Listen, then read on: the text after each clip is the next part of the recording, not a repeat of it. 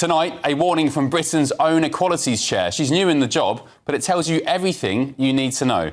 Her name is Mary-Anne Stevenson, and she's issued a fresh warning against leaving the European Convention on Human Rights, and has called for politicians to stop demonising illegal migrants. She says the idea that migration causes huge risks for the country can make the lives of not just migrants to the UK, but of ethnic minority UK citizens very, very difficult. So I suppose the government really should stop coming out with these hateful statements then. I see my own constituents deeply worried about the community tensions and a system that is out of control and is unfair. So the concern about migration is something that is shared by British people of every background and every ethnicity in this country. Right, joining me on the panel this evening, the journalist and broadcaster Matthew Stadlen, the US political commentator Jennifer Ewing, and GB News contributor and superstar Paul Cox. Right, on the panel. Good evening. Merry Christmas to you. This is a breaking story in the last few moments. It was embargoed at midnight. This is the new chair of the Equalities Commission, Matthew Stadlen. And she's saying, don't call migration a threat, warning against the kind of language that we're seeing from even the Labour government. What's your take? I think she's saying don't demonise migrants, and I think that's right. So the government is attempting to enforce our borders, and some would say it hasn't done a particularly effective job of that. I would argue that I don't think reform would either, but we can get into that detail a bit later if you want.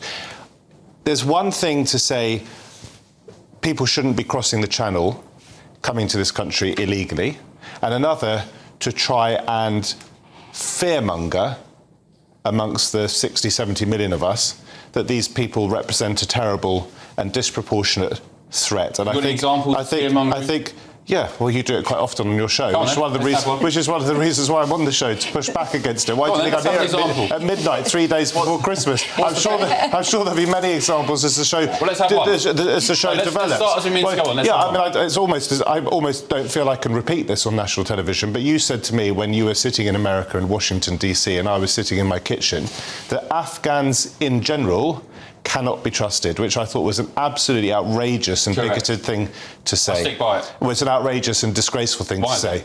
Because it's like saying men can't be trusted, Matthew, because we know that men are responsible for the vast majority of sexual assaults. We're going to get there already. You've asked for an example, but I just want to make my key point first, because I want to set out my stall. I believe in borders.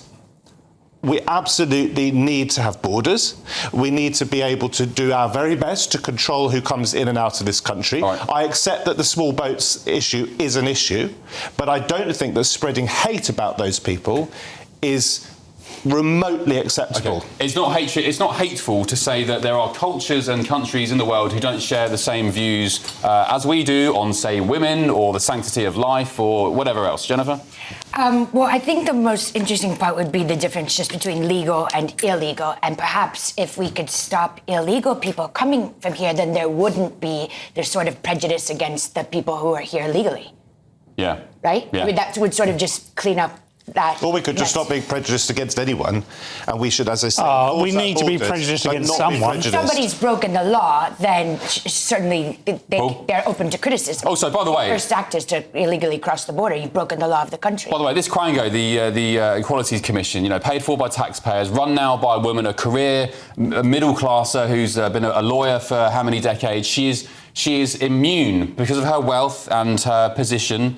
She is immune from the effects of over-migration and illegal migration. Well, she's immune from sexual assault, is she? She wouldn't have a damn clue. Middle-class people can't be sexually assaulted. Come on, Ben. We're all in the same boat together, as you know. No, that's not true. Boat's an interesting choice of words, Matthew.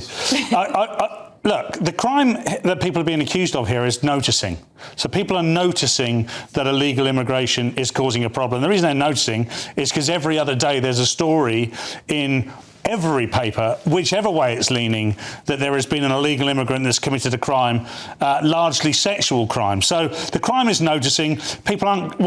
There's an old phrase, isn't it? You can't unknow something that you already know. Once you know that this per capita, this statistic exists, You can't unknow it.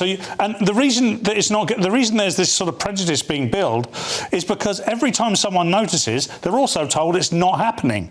So every time someone notices that it seems to be illegal immigration, and it seems to be largely Afghan, Somali men that are committing the crimes. Sorry, largely, you're seriously claiming on national television that sexual assault amongst the illegal immigrant cohort. Amongst the illegal immigrant cohort. This is months-old discussions, which has been proven. Why are we having it now, then? There is data from the... Well, you accuse me of saying it's disgusting that I said Afghan men on the whole really can't be trusted because they are more prone to sexual assaults than British people. OK, so the Daily Mail did a deep dive. Sky News tried to debunk it and Sky News got it wrong. They had to make a correction on their website. I know what you're going to say. The Daily Mail did a deep dive a few days ago, trawling through every single sexual assault committed, as I understand it, but you can check this yourselves, by people who were seeking asylum in this country over the last few years. I think they came out with the number 57. Now, let me be absolutely clear. They did 57 this year. Hang on. One sexual assault on a woman or a girl is one sexual assault too many. Whoever, by the way, it's committed by. You might argue it's particularly egregious if it's someone who isn't actually a British citizen. Okay. And that's why we deport people where we can. But the number they said, they described that 57 number as vast. This is an issue that is very, very important, but is being deliberately used by some in the media to spread fear and hate. And I will not resile from saying that. OK. Using the internet without a VPN, a virtual private network, is a bit like taking to the road without car insurance. All it takes is one unlucky moment to cost you a lot of cash. This video's sponsor is Private Internet Access. They are the VPN to help keep you safe. Click the link in the description below to find out why over 30 million people have downloaded PIA to protect themselves online. A virtual private network is an app that hides your IP address and helps keep your data private. When you're browsing the internet at home, you give up a large amount of data to businesses, to shops, and indeed to social media giants too. Hackers have the ability to steal your personal data with ease, including sensitive information such as passwords, keystrokes, and even your personal photos.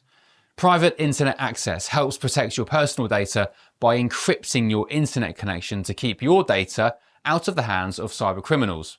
And it's not just hackers either to be concerned about. Information can be censored too. When Canada passed their C18 bill, social media giants decided to ban news content on their platforms. But PIA can protect your ability to consume the news and content you love. Private Internet Access is available for Windows users, Mac OS, Android, Linux, iOS, and you can use one PIA subscription to protect an unlimited amount of devices. And we've got a huge GB News discount for you too.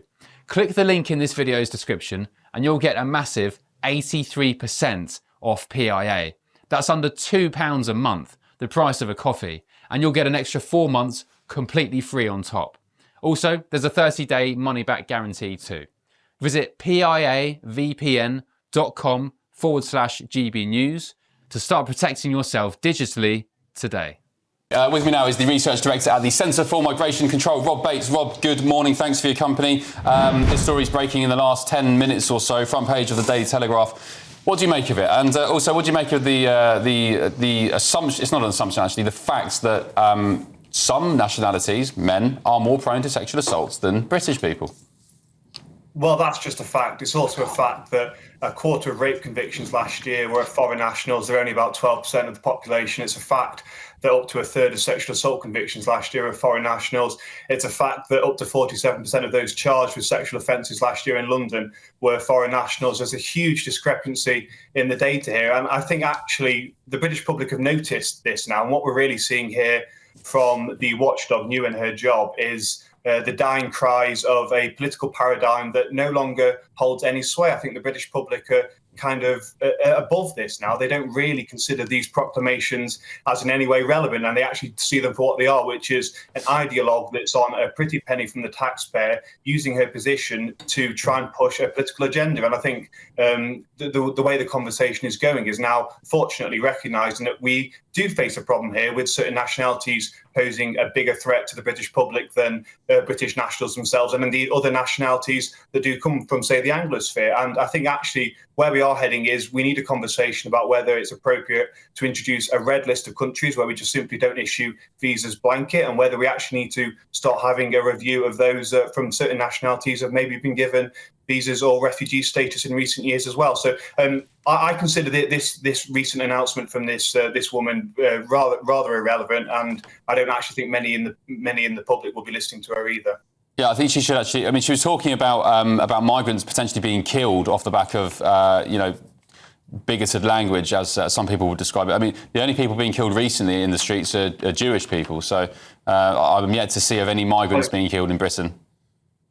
Well, exactly. And you want to talk about scaremongering. What is it? That's really reaching for the sort of nuclear button. That one is playing that card. And her sort of defence of the Human Rights Act in the ECHR, based on examples from over 20 years ago. We've seen endless stories of how the ECHR and the Human Rights Act has been used to work against the interests of the British public and keep in this country people that have posed very serious harm to the country. And, we've got 19,000 foreign nationals who have committed serious offences in this country that we simply can't get rid of. And a large reason for that is because we are a member of the ECHR, and their rights seem at every turn to trump those of the British public. Yeah. Rob, thank you very much. Rob Bates, the Research Director at the Centre for Migration Control. Also down the line now is political commentator Benedict Spence. Benedict, very keen to hear your thoughts on this. Well, good morning. The key crux of what this is, of course, talking about the British membership of the ECHR and what impact that will actually have, whether or not we were to leave it. And I think it's a very important thing that's getting missed so far in this debate, which is that we don't actually need to leave the ECHR to change how it is that we run our borders, how it is that we run our asylum system. The ECHR is a very irritating, in some places, a treaty that we've signed up to. But we forget through all of this that Parliament is sovereign, and Parliament has the power, ultimately, to make decisions that can override the ECHR. We know this, actually, because plenty of other governments around Europe do the exact same thing.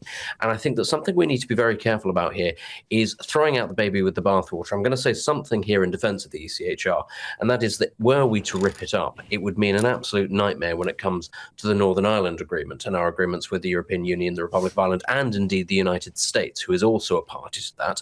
And we would actually have to seek permission for the United States as a signatory of the Good Friday Agreement to any change that would entail.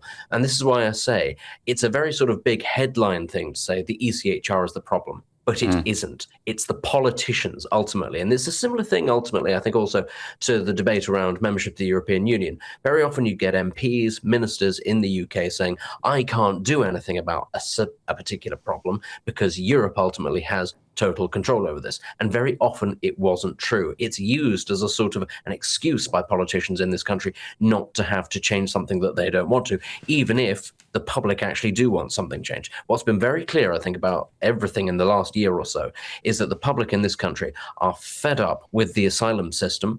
And ultimately, I think that a lot of politicians have been dodging the issue. We don't need to leave the ECHR to change our border. We simply need our politicians, our MPs, to do what the electorate tell them to do. Yep, I hate the phrase, but it's a cliche, political will. And we've seen it in the United States. Joe Biden let in anything between 10 to 25 million illegals. President Trump comes into power. That goes down to zero pretty much overnight. So it just shows it can be done. Benedict, thank you very much. Benedict Spence, political commentator. Let's make it a hat-trick, shall we? One more. Down the line now is the former senior correspondent for the Sunday Times and political advisor, Andrew Gilligan. Andrew, thanks for your company. What do you make of Benedict's comments there about throwing the baby out with the bathwater? Because the Tories and Reform both pledging to scrap the ECHR, Labour reforming it. Have they all got it wrong? I kind of agree with them, actually. We can, in fact, just ignore decisions of the European Court if we want to, and we have done in the past. They ruled during the Cameron government, for instance, that prisoners should be allowed to vote. We've always ignored that, and there's nothing the court can do about it. Lots of countries ignore decisions by the European Court of Human Rights. We just ignore fewer of them than France or Germany, and we should start ignoring it just like they do. What's the point, do you think, as a sort of political strategist advisor, what is the point of this new chair of the Equalities Commission coming out with this interview? It's to the Press Association. What's she trying to do here? She's trying to score some left-wing brownie points. She's got in trouble with elements of the progressive left for being unsound in their view on trans. She's expressed opposition to the orthodoxy that trans women are women, and discrimination against them is the same as discrimination against women. She's got gender critical feminist views, which has annoyed a lot of people on the left. I think she's trying to recover some ground on the left with this interview. That's what it is. Yeah, it's a quango, isn't it? The Equalities and Human Rights Commission. Sure is, and the government appoint the chair. I think there needs to be a fundamental rethink of equalities law for sure, of which this is part. The Equality Act 2010 has its uses, but equally what it means is we've started defining everyone by the so-called protected characteristics, that is race, gender, and so on. And that's and I think that's a mistake. I believe, like Martin Luther King, we should judge people by the content of their character rather than the colour of their skin or their sexuality or any of that. Yeah, well, that would be nice. That's what they're doing in America now. They're scrapping DEI and they're saying, I don't care what skin colour you are, where you're from. Well. I think it's coming here as well. And I think, like one of your contributors said, this has slightly got a kind of last gasp of the old liberal orthodoxy about it.